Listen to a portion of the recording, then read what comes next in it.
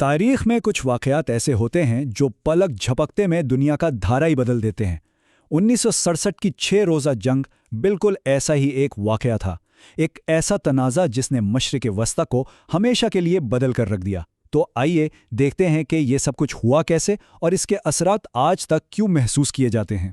سوچیں ذرا، ایک جنگ جو ایک ہفتے سے بھی کم عرصے میں ختم ہو گئی، لیکن اس کے اثرات آج 50 سال سے بھی زیادہ عرصے بعد ہمارے سامنے ہیں۔ یہ واقعی حیران کن بات ہے نا؟ سوال یہ ہے کہ آخر ایسا کیا ہوا تھا کہ صرف 132 گھنٹوں کی لڑائی نے پورے خطے پر اتنی گہری چھاپ چھوڑی؟ تو جنگ کی طرف جو سفر تھا وہ بہت ہی تیزی سے طے ہوا۔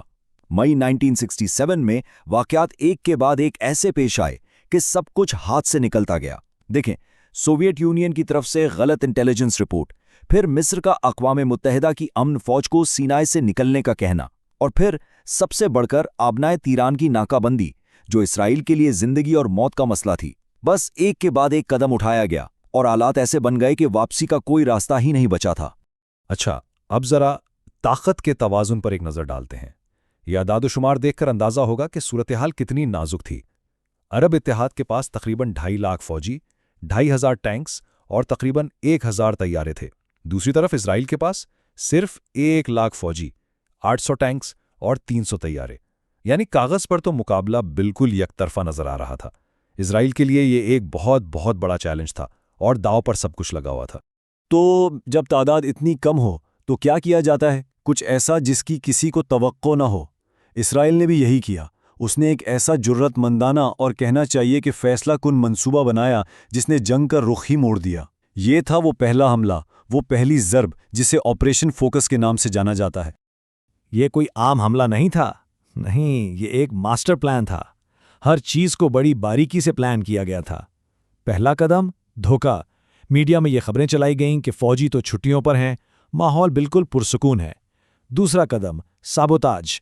حملے کو خفیہ رکھنے کے لیے امریکی ٹریکنگ سسٹم کو وقتی طور پر ناکارہ بنا دیا گیا۔ اور تیسرا اور سب سے اہم قدم، ٹائمنگ۔ حملہ ٹھیک اس وقت کیا گیا جب مصری ایئر بیسز پر پائلٹس اور عملے کی شفٹ بدل رہی تھی، یعنی جب وہ سب سے زیادہ غیر تیار تھے۔ کمال کی حکمت عملی۔ اور اس منصوبے کا نتیجہ، وہ تو سب کے ہوش اڑا دینے والا تھا۔ اس چارٹ کو دیکھیں۔ حملے سے پہلے مصر کے پاس 338 سے زیادہ لڑاکا طیارے تھے، اور صرف 3 گھنٹے بعد تقریباً 0، جی ہاں، پوری کی پوری مصری فضائیہ زمین پر ہی تباہ کر دی گئی۔ یہ ایک ایسا کاری وار تھا جس سے سنبھلنا تقریباً ناممکن تھا۔ اور بات صرف مصر پر ہی نہیں رکی۔ آپریشن فوکس اتنا کامیاب رہا کہ چند ہی گھنٹوں میں اسرائیل نے نہ صرف مصر بلکہ اردن اور شام کی ایئر فورسز کو بھی تقریباً ختم کر دیا۔ اپنے صرف 19 طیاروں کے نقصان پر اس نے پورے خطے کی فضائی طاقت کو مفلوج کر دیا۔ اس ایک اقدام نے جنگ کا پاسا پلٹ دیا۔ اب آسمان پر صرف اسرائیل کا کنٹرول تھا، اور یہی چیز آگے زمینی جنگ میں فیصلہ کن ثابت ہونے والی تھی۔ تو فضائی برتری تو حاصل ہو گئی۔ اب جنگ کا اگلا مرحلہ زمین پر شروع ہوا، اور وہ بھی ایک نہیں بلکہ 3 الگ میدانوں پر۔ سینائی میں مصر کے ساتھ، مغربی کنارے پر اردن کے ساتھ، اور گولان کی پہاڑیوں پر شام کے ساتھ۔ سینائی کے محاذ پر اسرائیل نے پھر سے سرپرائز کا عنصر استعمال کیا۔ اس نے ان شمالی راستوں سے حملہ کیا جہاں سے مصری فوج کو بالکل بھی توقع نہیں تھی۔ ابو عقیلہ کے مقام پر ٹینکوں کی ایک بہت شدید لڑائی ہوئی، اور جب یہ اہم دفاعی پوزیشن اسرائیل کے ہاتھ لگی تو مصری کمانڈ میں ایک دم افراتفری اور گھبراہٹ پھیل گئی۔ اور اسی گھبراہٹ میں مصری فیلڈ مارشل عبدالحکیم عامر نے وہ حکم دیا جس نے سب کچھ بدل دیا۔ حکم تھا سینائی سے تمام یونٹس کا انخلاء۔ مسئلہ یہ تھا کہ یہ حکم بہت مبہم تھا۔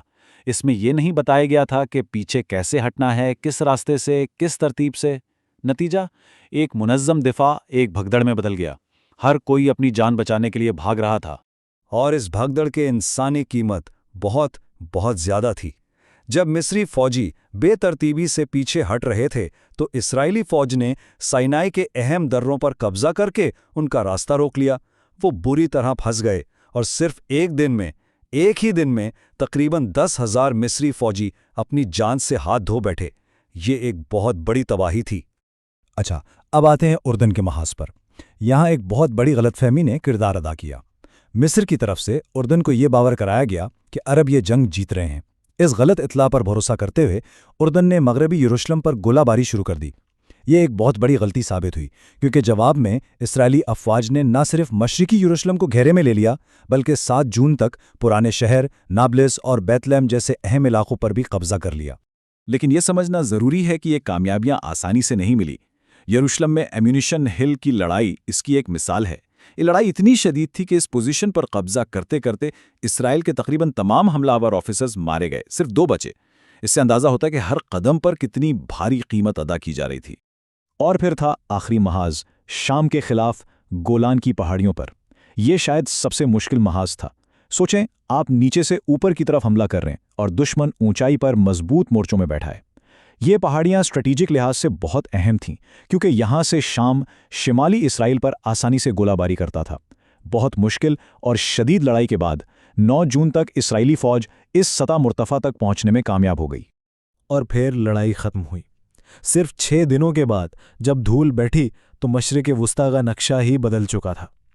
جنگ کے جو نتائج سامنے آئے وہ فوری بھی تھے اور بہت گہرے بھی۔ سب سے پہلے تو اس جنگ کی انسانی قیمت دیکھتے ہیں۔ یہ اعداد و شمار بہت سنجیدہ ہیں۔ مصر کے تقریباً 15,000، شام کے 2,500 اور اردن کے 700 فوجی ہلاک ہوئے۔ دوسری طرف اسرائیل کے بھی تقریباً 1,000 فوجی مارے گئے۔ صرف 6 دنوں میں اتنا بڑا جانی نقصان، یہ اس جنگ کی شدت کو ظاہر کرتا ہے۔ جانی نقصان کے علاوہ خطے کا جغرافیہ بھی ہمیشہ کے لیے بدل گیا۔ اسرائیل نے غزہ کی پٹی اور پورے جزیرے نما سینائی کر مصر سے قبضہ کر لیا، اردن سے مغربی کنارہ اور مشرقی یروشلم لے لیا، اور شام سے گولان کی اسٹریٹجک پہاڑیاں بھی چھین لیں۔ ایک ہی جھٹکے میں اسرائیل کا رقبہ 3 گنا بڑا ہو گیا۔ لیکن یہ جنگ صرف زمین پر قبضے اور نقشے بدلنے کی کہانی نہیں ہے، اس کا ایک طویل سایہ ہے، ایک ایسی میراث جو آج تک کئی دہائیوں بعد بھی اس خطے کی سیاست اور کروڑوں لوگوں کی زندگیوں پر اثر انداز ہو رہی ہے۔ اور شاید اس کی سب سے بڑی اور دیرپا میراث یہ ہے، ان نئے قبضہ شدہ علاقوں میں رہنے والے تقریباً 10 لاکھ عرب اب براہ راست اسرائیلی کنٹرول میں آ گئے۔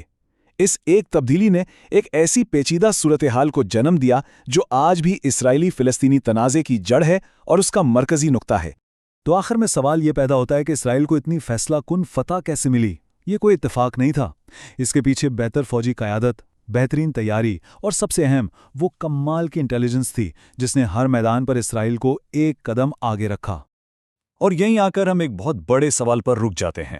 6 روزہ جنگ بلا شبہ ایک حیران کن فوجی فتح تھی، ایک ایسی جیت جو صرف 6 دنوں میں حاصل کر لی گئی، لیکن اس نے ایک ایسے تنازع کو جنم دیا جو نسلوں سے جاری ہے۔ تو سوچنے کی بات یہ ہے کہ ایک تیز رفتار فتح کی اصل قیمت کیا ہوتی ہے۔